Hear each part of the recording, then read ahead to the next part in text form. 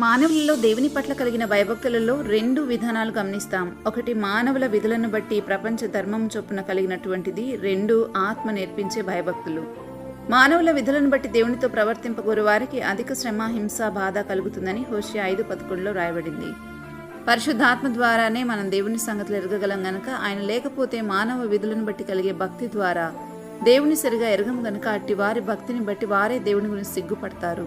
కొందరు ఆత్మ నేర్పించే భయభక్తులతో ఉంటారు. అందులో ప్రధానంగా ప్రేమ కనబడుతుంది. అది చాలా పవిత్రమైనది, నిత్యము నిలిచేది అని వాక్యం చెప్తుంది. అలాంటి భక్తి చాలా సంతోషాన్ని కలుగచేస్తుంది కూడా. అదే తెలివికి, జ్ఞానమునకు మూలము. మానవుల విధులను బట్టి కలిగే భక్తిలో శక్తి లేక, ఎంతో అగౌరవంగా, ఆత్మలో బలం లేక చాలాసార్లు అవమానించబడుతూ ఉంటుంది.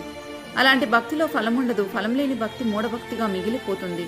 అలాంటి మనుషులు అంధకారమైన మనస్సుతో దేవుని నుండి వచ్చి జీవాన్ని పొందుకోలేకపోతూ ఉంటారు. అందుకే ప్రతి విషయంలో ఆత్మ నడిపింపులో ఉండాలి.